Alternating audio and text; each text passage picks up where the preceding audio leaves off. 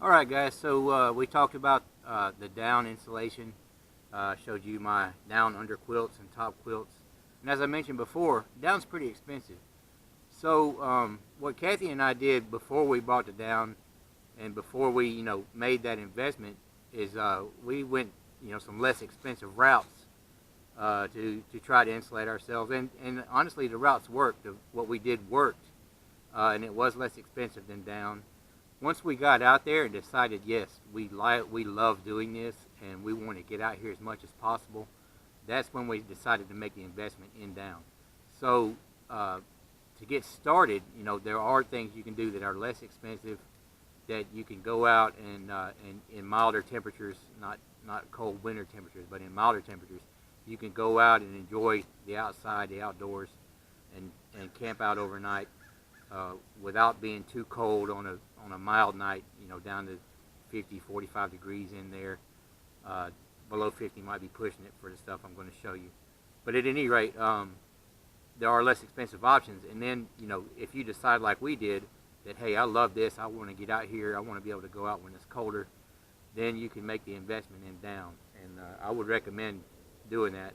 And we still have this stuff for backups. We have it if somebody were to go with us, we could loan them some equipment.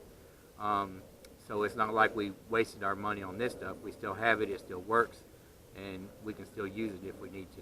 So I'm going to show you around and show you some of the things that we did before down. So first up, for under quilts and under protection, the first thing we did was make a poncho liner under quilt. And I mentioned that in the article. I'll make sure there's a link in the article, and I'll also put a link here in this video. So if you have an extra poncho liner, that's a military poncho liner. Some people call it a whoobie. If you have one laying around, it's surplus, or you find one inexpensively at a surplus store, you can make a poncho liner, and I'll show. Like I said, I'll link you to the directions. K-Dog Crazy is the guy I use as my tutorial, and he got the idea from Derek Hansen on the Ultimate Hang, which I've already talked about. So it has. Remember I showed you the types of suspension on my under quilt from Underground Quilts. Well, we have all the same kinds of suspension. We have the primary suspension that holds it up. We have the secondary suspension that keeps it tight from sliding back and forth, and then we have the end suspension that cinches it up around the end of the hammock. And it's very useful. We actually used these overnight. We went down to stay in Providence Canyon in southern Georgia in last April of 2016. It probably got down around 60 that night, and they kept us plenty warm, plenty toasty. Even Cathy was comfortable, and she's a very cold sleeper, so for her to be comfortable at 60 degrees, this thing, it works as advertised. I could probably go a little cooler with it. I wouldn't want to push her much cooler with it, but I'd be comfortable in this thing down to 50 degrees. I wouldn't worry about that. So that's the poncho liner under quilt. And next we have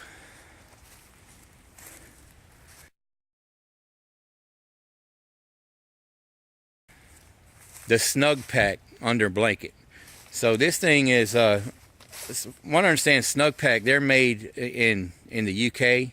I ordered this off Amazon, and it comes with everything you see here, although the suspension on this thing is a little funky, and it came different from what I have it configured here. See, all it has is these little loops. It doesn't have a channel for the cord to run in around the end. So I sort of had to play with it a little bit to get it to do what you needed to do, which is not have gaps here, and to also make sure it doesn't slide down for secondary suspension, etc. And I can answer those questions if anybody has them, but there's some fiddle factor with these. And you can see even so here, there's a little bit of a gap. Now this is a little bit warmer than our whoobie poncho liner, our poncho liner under quilts. It's a little bit warmer than those. Cathy likes this one too. Now another problem with this is it's pretty heavy. It's relatively heavy when you're talking about backpacking and backpacking equipment. So you're not going to want to take this out and carry it a long way if you can help it. And that's another reason we went to Down. Down is so light and it's so packable. This thing, I put a picture of the stuff sack in there. The stuff sack's pretty big, and even though it has straps and buckles that cinch it down with, it's still a load, and it's heavy. And you can pack our down quilts we can pack, if we wanted to, we could pack smaller than what this thing packs down to, and they give you a lot more bang for your buck. This thing, maybe I've heard people say you could get down to freezing with it, and maybe you can. I wouldn't, I'd be comfortable trying to get this thing down to maybe 40 degrees, and definitely wouldn't put Cathy out in it in 40 degrees. Like I said, she's a cold sleeper, so if you're a cold sleeper, then I'd highly recommend against that. But we did use this. We went on our Beach Creek trip. Cathy used it overnight, probably got down into the 50s, and it was also really windy that night. And but she slept warm in this thing that night. So it's a good piece of gear, and it's relatively inexpensive, especially compared to Down.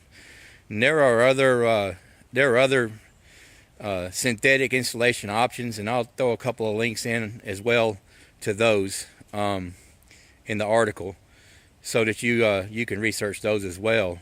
And all this is trying to avoid the sticker shock and expense of going to Down if you're not sure you're going to want it. So, but that's what we've used. And also, just real quick, so what we're looking at here is an REI. It's called an REI travel sack, and honestly, I don't know if REI sells these anymore, but the general concept is what I'm driving at.